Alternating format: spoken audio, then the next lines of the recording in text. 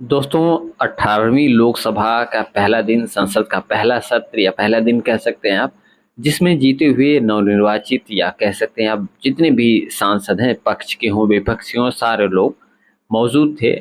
संसद के बाहर बहुत सारे जो है कह सकते हैं विपक्ष के जो लोग थे, उन्होंने संविधान की कॉपी दिखाई। कांग्रेस या फिर समाजवादी पार्टी के लोग थे। संविधान हाथ में था और उन्होंने जो है कि संविधान दिखाया।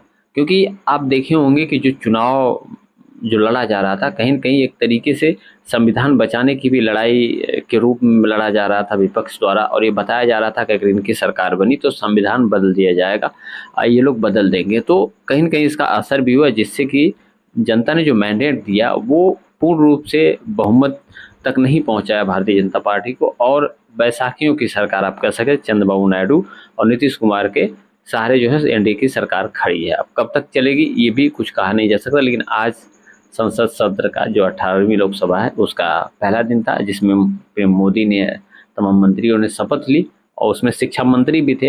हालांकि जब मोदी शपथ लिए तो उस टाइम पे राहुल गांधी ने भी संविधान की कॉपी दिखाई, और तमाम लोगों ने, मुझे लगता है विपक्ष के लोगों ने ये चीज़ें दिखाई, उनको इशारा किया कि देश संविधान से चलेगा, ये बताने की कोशिश की। और वहीं शिक्षा मंत्री ने जब शपथ ली तो उन्होंने नीट नीट की आवाज़ आई उधर से। नीट नीट जैसे पेपर लीक हुआ, जैसे बहुत सारी पेपर लीक की घटनाएं भी हुई, तो तमाम तरह के सवाल थे, एक तरह से कह सकते हैं विपक्ष के।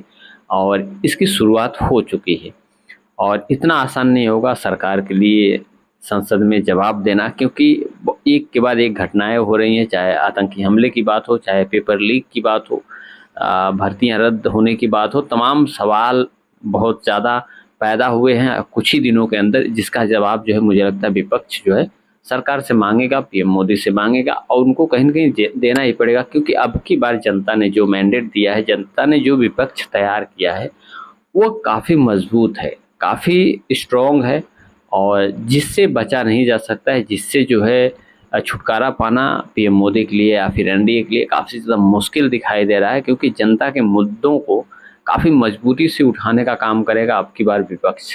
क्योंकि तमाम सांसद हैं, मुझे लगता है कि जितने एनडीए के सांसद हैं उससे थोड़े से ही कम जो है कि विपक्ष के इंडिया के सांसद हैं।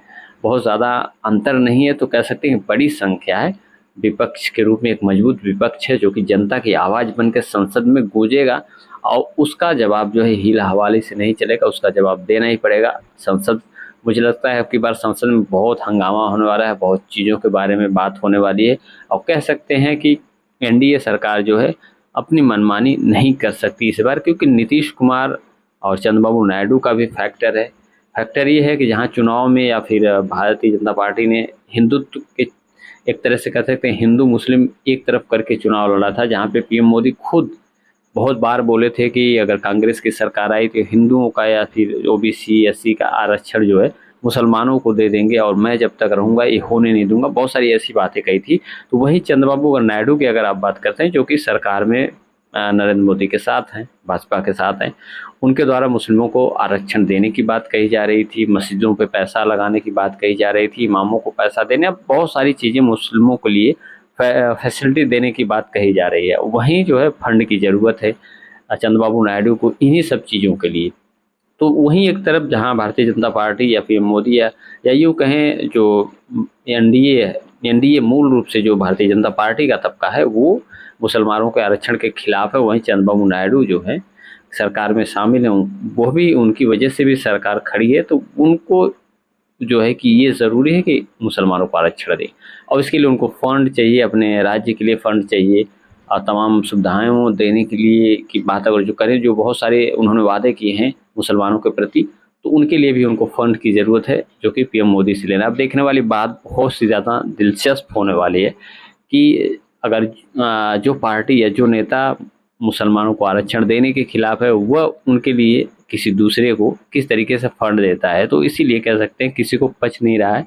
सारे लोगों के माइंड में बहुत सारी चीज़ें चल रही हैं, और लोग सोच रहे हैं कि हो सकता है कि ये सरकार ज़्यादा दिन न चले, और आगे चल के प्रॉब्लम खड़ी हो।